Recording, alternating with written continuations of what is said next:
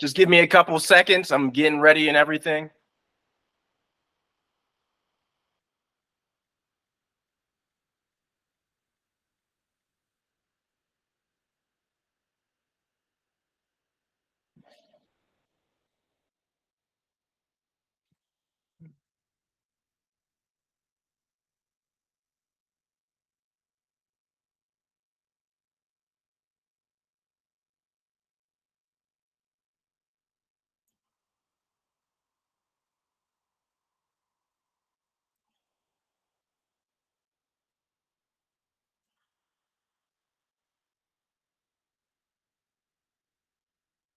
All right.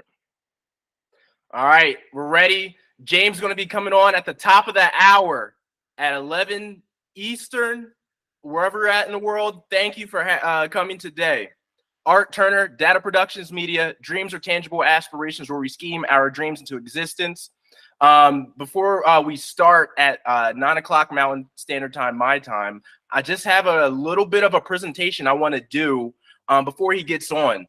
And anybody in the YouTube live stream chat box, feel free to ask questions before then. And so this is how I see it going. We only have James for about 15 minutes, okay? So we have to be succinct. We have to be focused on our questions. I know a lot of us have questions.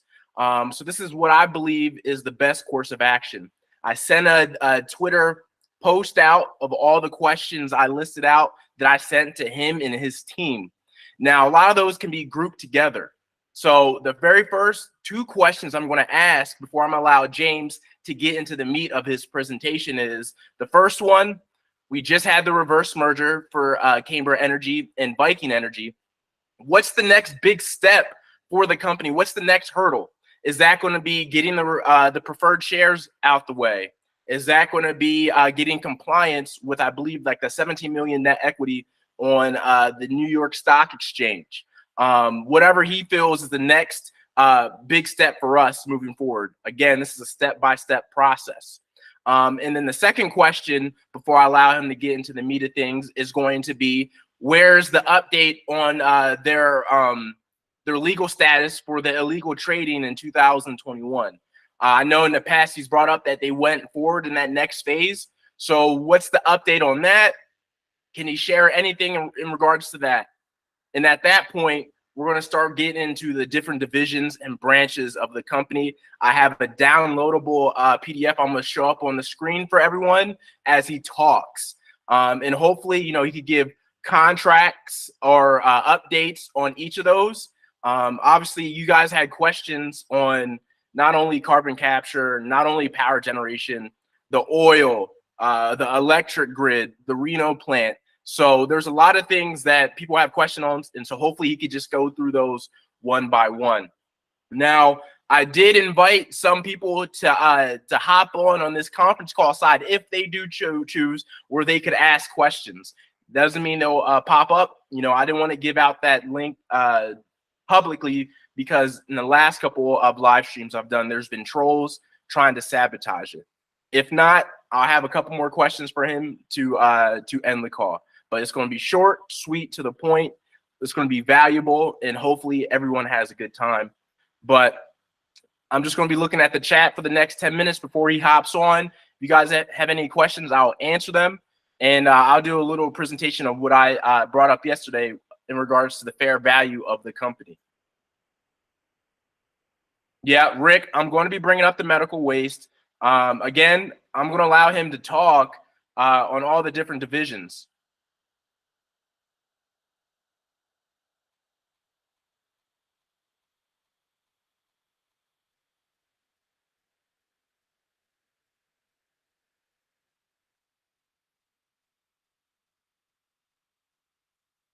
Let me bring up my presentation as we wait.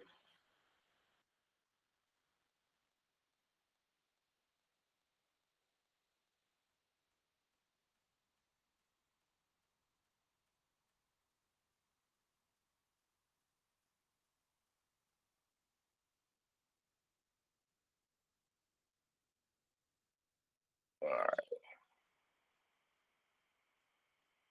Does anybody else have any pressing questions they want me to bring up on the call today? Outside of the divisions, if we have time, I'm going to talk about maybe, is there a share buyback? Is there a dividend possibly in the future? Will he be doing vlogs again? Those are some things I do plan on asking at the tail end of the call if we do have some time.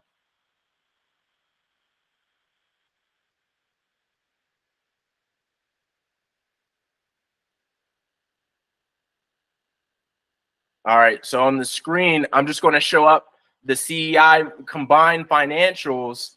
So I did a little calculations, and what people have to understand, we are in a bear market. We have been experiencing a lot of just economic headwinds in general.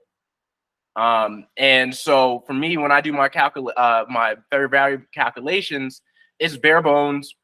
It's just, assets, it's liabilities. I didn't really take into any growth prospects because right now it doesn't matter. We're still pre-revenue. And so when looking at this was the combined financials for Viking and CEI after the reverse merger. We have 90 million on assets on the book. We have liabilities at 75.9. That gives us a net equity at 14.1. Now, I do want to ask him a question in regards to what we need for compliance on New York Stock Exchange for Amex. Right now, a lot of our revenue is coming from Viking. That's going to be 14.4 million. Our operating cost is negative 20.5 million across the board. So we have an income loss of 6.1 million. I mean, I've seen a lot of companies with a lot worse income losses that are trading at a lot higher multiples than us. So that's why I think the discrepancy is. Shares outstanding, we have 88.45 million. And so real quickly, that net equity fair value, when you just do true assets to liabilities, all right, I have 14.1 million divided our shares outstanding, which is 88.45, which gives us that 15 cents, almost 16 cents. And even though that is a lower number than where we're at right now, what is nice to see is our bottom pricing is really close to that 20 cent threshold, right? And so that's really nice. I don't think we see a reverse split again. I don't think it's in the right juncture for this company right now. I don't think we need to do that again. Just start making money with our different revenue streams, and we will be okay.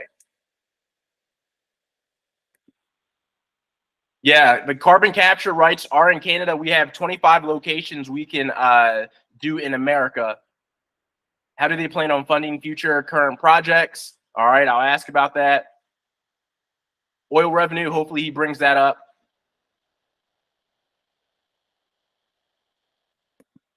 So in regards to what I was bringing up to yesterday, when you exclude long-term debt, so long-term debt, it's an accounting measure where, you have your current liabilities and then you have your long-term liabilities. Now, in regards to long-term debt, this is debt that doesn't have to be paid within that current year. Usually it's 12 months or longer. And so a lot of cases, you can discount that from your fair value calculations because it's, someone wants to join, 1 second. Let's see. Okay, admit.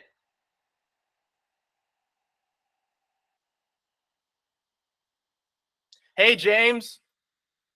I invited James. Hello. Good morning. How are you? I'm well. And yourself? Good, thanks. All right. Thank you for coming on today, James. The investing community is very excited to have you. And we have a lot of questions today. I know you're a busy person. I know we have about 15 minutes for you. So we're just going to get straight into it. How I see the interview going is in 3 parts. I have 2 questions for you that I want to go off right off the bat. Then on the second part is going to be the meat of it, where I have your company overview. I'm going to put that on the screen, and then you could talk about the different branches and divisions of Camber Energy post reverse merger. A lot of people are asking, updates on the different business transactions, contracts. So if you can give any insight on that, that would be great. And at the end, I might have 1 or 2 more questions as we end the call. But first of all, the first question I want to ask James is, the reverse merger is complete. What is the next big step or hurdle for Camber Energy moving forward within 2023? Sure. Well, first of all, Art, thanks for having me. Appreciate you setting this up. And we're always pleased to speak with stakeholders. We're limited, of course, in what we can say. I can't share any material non-public information without getting myself into trouble, and definitely don't want to do that.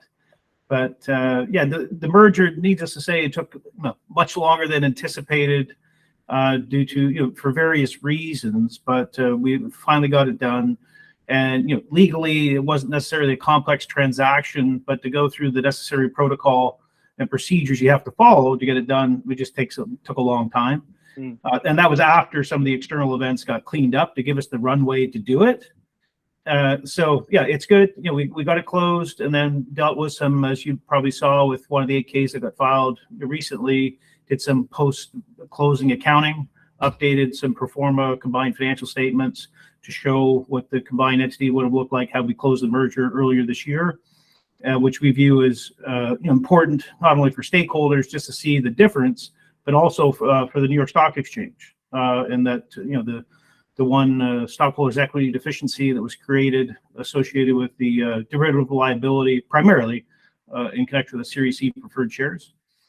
So sorry, that was a long-winded explanation, but so right now our focus is to we want to execute on our business plan. We want to commercialize the various technologies that we've invested in, and make acquisitions in the other areas, including our power systems division and/or our primary fuels division.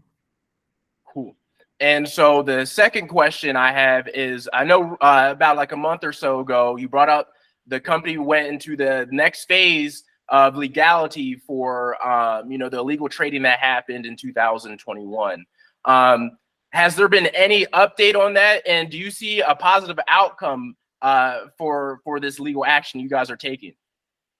Well, all I can say is that we're continuing the investigation. There's a lot of activity that goes on in the market, and not just with respect to our stock. You have short sales, both lawful and unlawful short selling activity. And so we've engaged third parties to assist with our investigation and analyzing data, and that's ongoing. That's pretty much all I can say about that. It's something that companies, a lot of companies, and I'm sure you observe the markets. You see a lot what's happened to a lot of these companies that did initial public offerings, and a lot of them have very compelling products or service offerings. Yet the stock price doesn't reflect that value. In part because of the trading activity, some of the short selling. They're just targeting these IPOs. Mm-hmm. And so I believe we fall in that category. It's hard for me to comment on stock price, etc. But I believe that we're impacted by that activity as well. Cool, thank you. So I'm at the bring up the corporate chart I have of the different branches and divisions, and having my ear to the ground with retail investors. I hear all the time, we want contracts, we want contracts, we want contracts.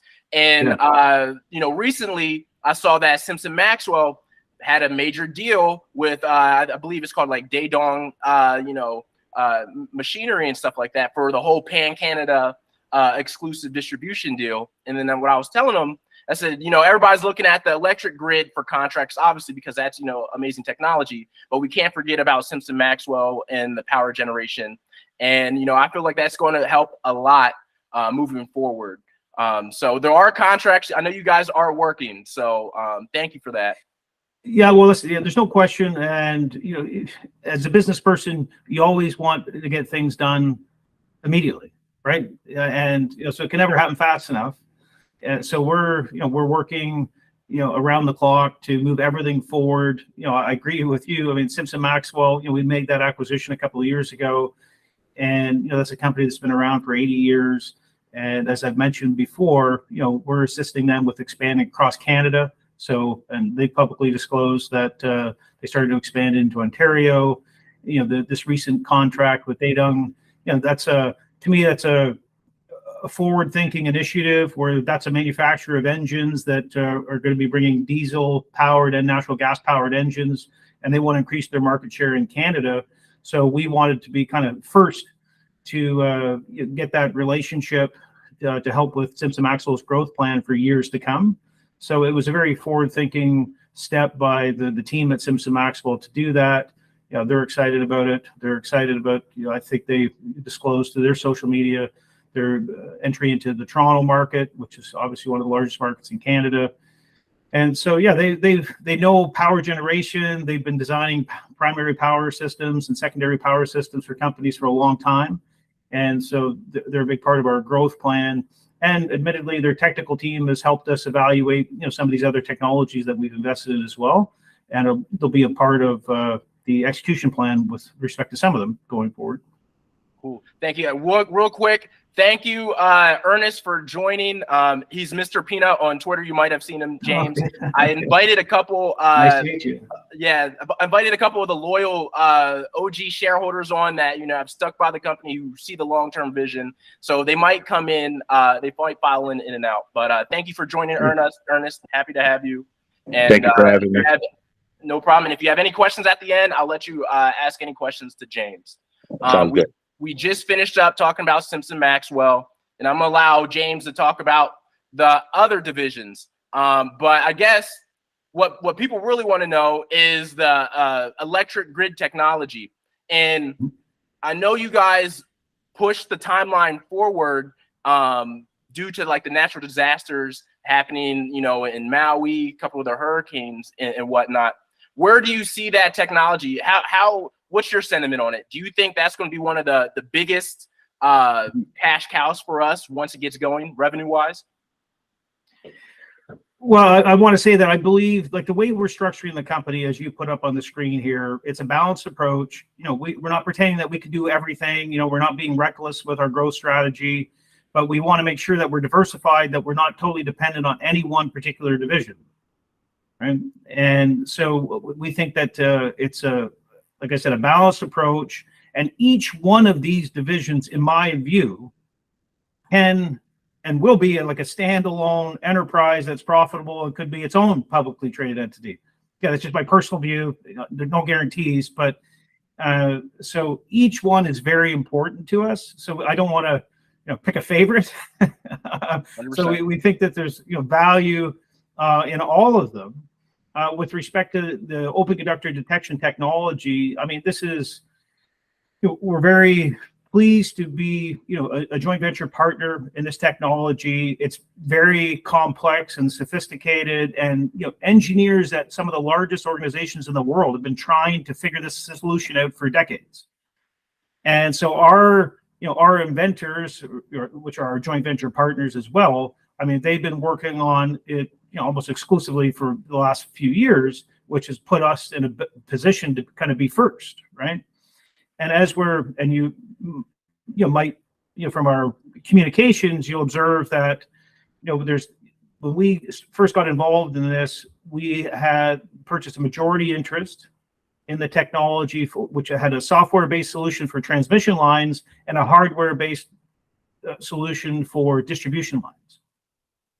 And so with respect to the transmission line application, you know, we had that. We've done our own internal testing and verification procedures. We had it independently tested, the RTDS testing, which is, you know, the real-time digital simulation testing at NIAC that we publicly disclosed.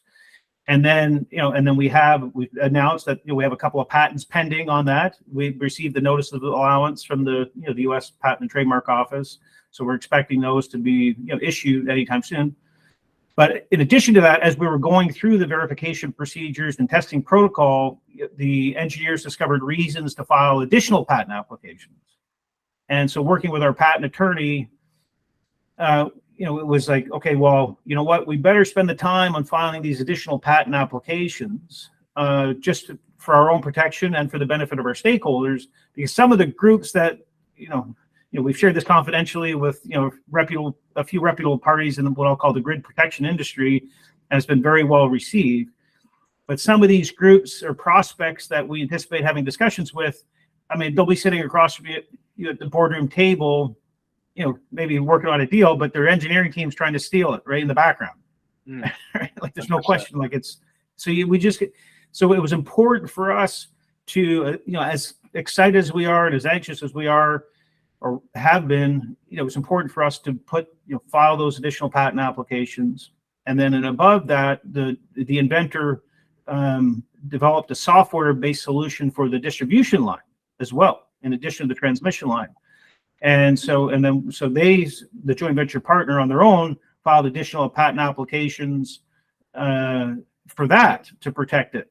And then very technical applications. They take a lot of time with the engineers and the attorneys to make sure they're right. So we thought it was prudent to go through that process, and ultimately with the software-based solution for the distribution line, it's our objective to bring all of it under our umbrella, like 100% of everything. Again, there's no guarantees, but that's the business objective. So now that the patent applications have been filed, we're in a better position, with a stronger position, now that we took additional steps to protect the IP, to introduce it to the market more broadly, and it's time to expedite the go-to-market strategy. Cool. Peanut, you had a question?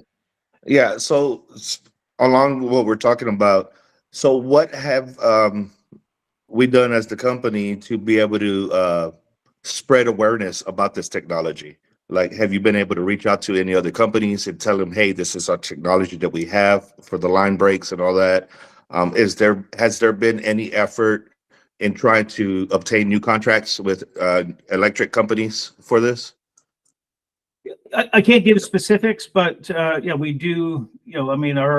The engineers, the inventors that developed the technology they worked for decades at one of the largest utility companies in North America. They've got a lot of connections around the world.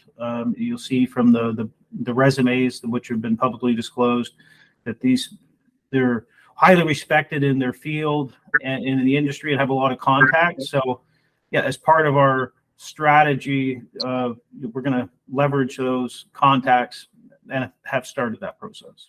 Cool. Good. Thank you.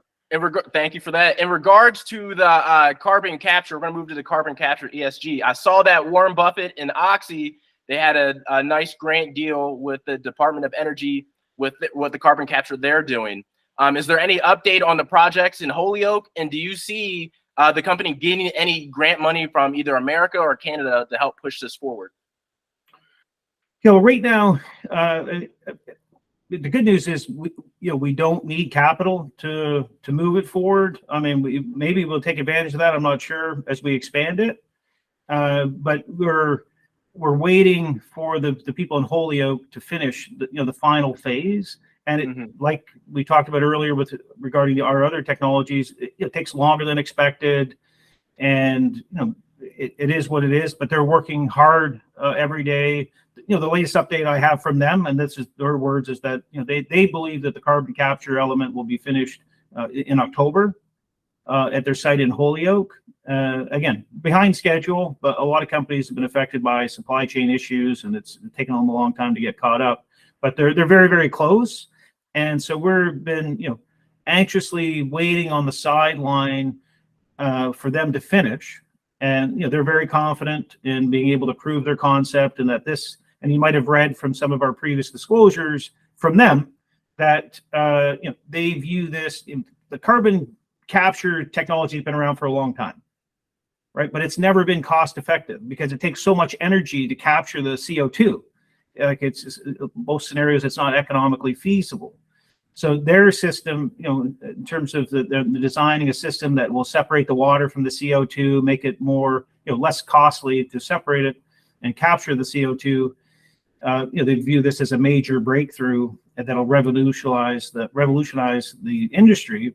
And if they're true to their schedule here, in the next 45 days or whatever it might be, it'll be great for us. And then, again, our plan is to, on our marketing strategy, as you know, we have exclusivity for all of Canada. And so Simpson Maxwell, like our plan, they've got relationships in the power space that have been established for a long, long time. So we want to leverage that platform to market the technology. And if the government grants, whether in Canada or the US, can come into play as we develop some of these projects or have customers develop projects, then we'll definitely look at that. Cool, thank you. I know you have about 5 minutes left. We have a couple more questions. People want to know, is there how many are we still in the oil business? I know there's we don't have as many oil wells as in the past. I know you guys took off a lot of assets. What's your plan with the oil part of things? Yeah, so a couple of things. As you guys, I'm sure, can appreciate, when we were going through dealing with the legacy accounting issues with the SEC, et cetera, and I don't like to dwell on the past, but that's just something we had to deal with. And it was one of those things where, as a business person, you think, okay, this should only take a few days or weeks to resolve, and it ends up taking like 24 months. I mean, it was just ridiculous. And so during that time, it's hard to close deals when you're in a state where you can't file your financial statements, right? Because the auditors won't sign off if you have an open comment letter with the SEC. It's hard to close transactions. So we ended up selling a lot of the oil assets to clean up the balance sheet, to strengthen our position. We still have some oil assets in Kansas. And admittedly, we've looked at a lot of different oil transactions over the last 12, 14 months. And as you guys know, I mean, you're evaluating deals all the time. You do a lot of due diligence, and a lot of them you just walk away from. Some, we're interested in. So I think, oil is not going away anytime soon. You can still, in my view, make money if you buy it right and you have the right development plan. So our plan is to look at new oil deals, and if they make sense, we'll try to close them. If they don't, then we won't. All right, a few more questions. Ernest, I know you have one. Go ahead. Yeah, I have another question. So what kind of headway are we making right now with these brokers, with the inconsistencies and all that? Are we making any headway with that? He talked about that earlier. He said he really can't speak on that right now, but they are in the next phases with that. Okay. Another question, just to get through all the different phases, the Reno plant deal, is there anything you can say? I know you guys are under contract. How's that going? Did you guys look at the plant? Are things going well, at least around there? Yeah, so the agreement of purchase and sale that was publicly disclosed, several months ago, is still in effect and still subject to the same terms and conditions outlined in the agreement that was disclosed in the particular 8K that was filed. So nothing's changed. Again, the terms and conditions still apply. The plant is not operational yet. It's very, very close. We have tremendous respect for the seller or the current owner of the project. I mean, they've done a fantastic job. It's a first-class facility. It's very, very close to being completed, but not there yet. It could be days or a couple of weeks away from that. So we're watching it very closely. We have certain rights under the agreement, as does the seller. We believe a balanced approach, combination of traditional oil and gas with renewables is a good plan. As you guys probably know, the renewable industry, it's heavily supported by government subsidies, right? With the tax credits and RINs and et cetera, which again, that's not people, but companies are making big investments, assuming those tax credits, everything are going to remain in place for years to come. No guarantees of that, right? If you get a new administration, you don't know what's going to happen. You'd like to think that they probably won't, upset the apple cart, but you don't know. But those are some of the things that we think about when we're evaluating these opportunities in the renewable sector. It's like, okay, well, this can be extremely profitable if all the, assuming it's producing the way it's anticipated to produce. But as long as the government programs stay in place, it can be profitable. But if they go away, that wouldn't be the case. So those are some of the factors that we're assessing and determining, what to do next. But okay, yeah, that is a big marketing opportunity there. It really is. Cool. I know we got a couple more questions, guys. We're at the 15-minute mark. I know Ron joined the call. Ron, if you have any questions, just unmute yourself now so you can talk to James before I do the last couple questions, so he can get on his way and start building this business even more. If you have anything to say, just unmute. Hey, I'm good, guys. I heard what I needed to hear.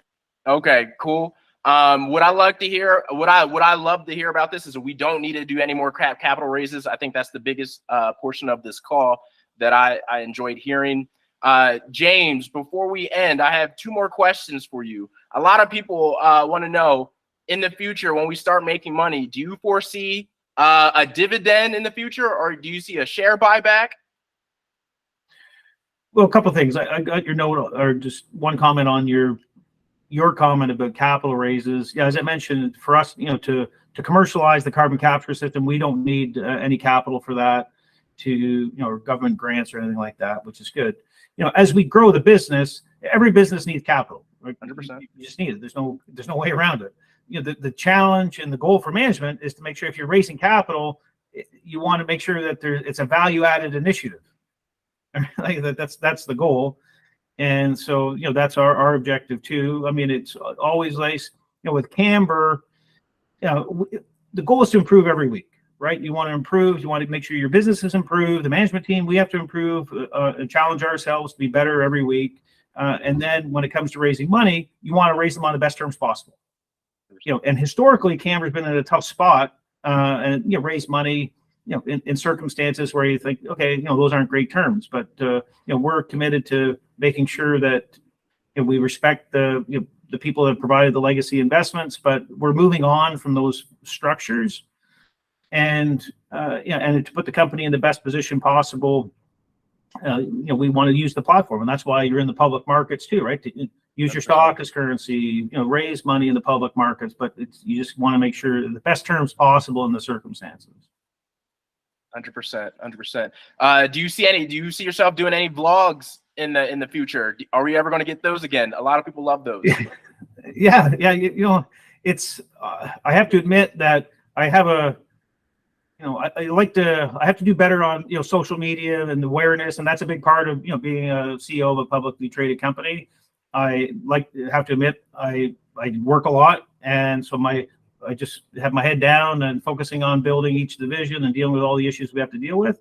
But I do enjoy doing the vlogs, even the low budget stuff. I just think, I get up and, say a few words in front of the whiteboard, and I haven't done it in a while because I just wanted to get a few things accomplished.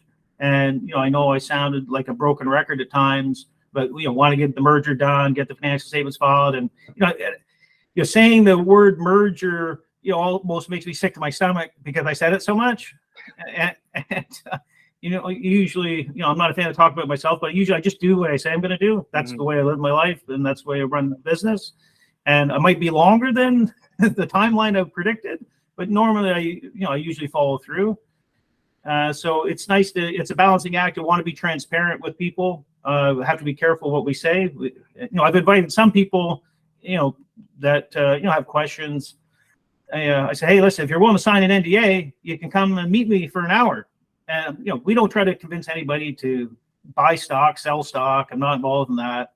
But, I have no problem letting people know what we're doing. It's everything we're doing is, we've got a great team of people that are working hard to build value, and happy to share that as long as I don't get myself in trouble. So it's always a balance. 100%. Well, this call is on live. It is recorded. So if any investors that couldn't hop on today, they'll be able to see it later on. We had over 50 people come on a Tuesday morning. So I think that's a success. Thank you, James, for coming on. The reverse merger maestro, the defender of the death spiral. If you ever want to come back on Data Productions again, you're more than welcome. You always have a platform here. Ernest, Peanut, thank you for coming on. Ron, thank you for coming on. I think it was a success, and people will love it. So you guys have a good rest of your day, and have a good one. Thank you. Bye-bye. Thanks for having me. Nice to see everyone. Bye-bye. Have a good day.